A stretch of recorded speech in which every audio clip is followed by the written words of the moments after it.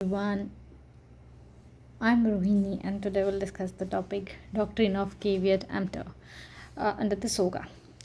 So let's start. अब meaning क्या होता है केविएट एम्प्टर का? हमने कॉन्ट्रैक्ट में भी अपने फर्स्ट ईयर में ज़रूर पढ़ा होगा. Caveat emptor it's a very important let's say principle. इसका मतलब होता है कि जो buyer must use a skill judgment and the caution when purchasing a goods. मतलब let's say very very basic example, अगर आप कभी भी कुछ भी खरीदते हैं you should use your skill judgment and you should be very cautious जब आप कोई चीज़ खरीदते हो. ठीक है, चेक करना कि वो डिफेक्टिव है नहीं है, राइट. अगर गुड्स जो है डिफेक्टिव निकलता है तो it is very difficult to hold a seller liable. मतलब अगर आपने कुछ ख़रीदा तो आप दुकानदार को जो है वो लायबल नहीं ठहरा सकते अनटिल अनलेस कोई फ्रॉड या वारंटी नहीं हुआ हो. उन्होंने वाया फ्रॉड आपसे फ्रॉड किया, उन्होंने बोला कि नहीं दिस इज़ गुड एंड ये इतने टाइम तक चलेगा ब्ला ब्ला ब्ला, और उसके बाद वो गलत निकल जाता है तो आप उन्हें लायबल कर सकते हो. बट अगर आपने आपकी कॉन्शियस स्किल सब कुछ यूज़ करने के बाद अगर आपने लिया और फिर वो डिफेक्टिव निकल जाता है तो आप सेलर को लायबल नहीं करा सकते हो. तो ये जो प्रिंसिपल है केविएट एम्प्टर का, it is in the English common law जो कि इनकॉर्पोरेट किया इंडियन लॉ में वाया सेक्शन 16. अब जनरल रूल क्या है सेक्शन 16 के कि नो इम्प्लाइड वारंटी और the condition as to the quality और fitness.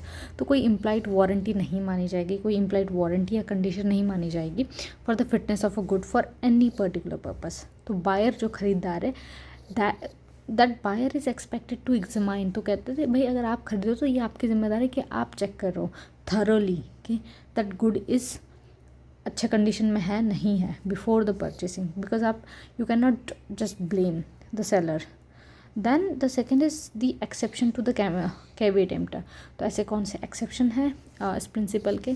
Doctrine is not absolute. ये जो डॉक्ट्रिन है इज़ नॉट एब्सोल्यूट. सेक्शन 16 जो है वो प्रोवाइड करती है कुछ एक्सेप्शन. तो fitness for the purpose, this is the first. अब फिटनेस फॉर द पर्पस की अगर हम बात करें तो अगर जो बायर है they make known the purpose, अगर आप पर्पस उन्हें बता रहे हो और आप रिलाई कर रहे हो सेलर की स्किल्स पे और जजमेंट पे, तो फिर ये इम्प्लाइड कंडीशन हो जाती है कि भाई आप जो भी खरीद रहे हो that should be good for that particular purpose. This is the first exception. And just a second.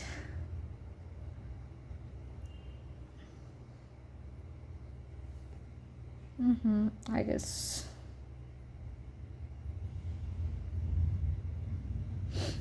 Second या the case is the Priest versus Last. ये केस हम डिस्कस कर चुके हैं जो हॉट वाटर बॉटल वाली होती है, तो उसमें प्रोवाइजो ऑफ 16(1) यूज़ किया गया. देन अगर गुड जो है that are brought under the trade name, तो कोई इम्प्लाइड तो there should be no implied condition of a fitness unless जो है वो बायर जो है वो रिलाई कर रहा है सेलर की स्किल्स के ऊपर. Then the third is the merchantable quality. जो भी आप गुड्स खरीद रहे हो डिस्क्रिप्शन के थ्रू अगर आप खरीद रहे हो तो that must be in a merchantable quality. Grant versus Australian Knitting mills.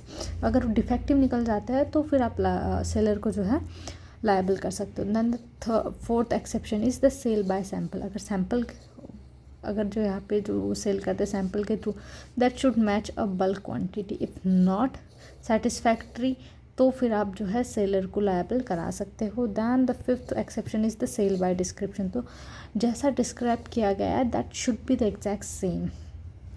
Sixth is the trade usage.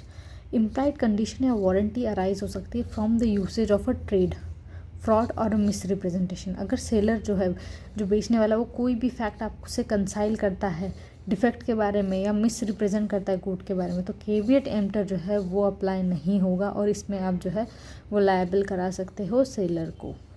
तो आई होप आपको केविएट एम्प्टर क्या होता है उसके कुछ exception and the section is clear. Next video में हम लोग केसेस डिस्कस करेंगे. Thank you.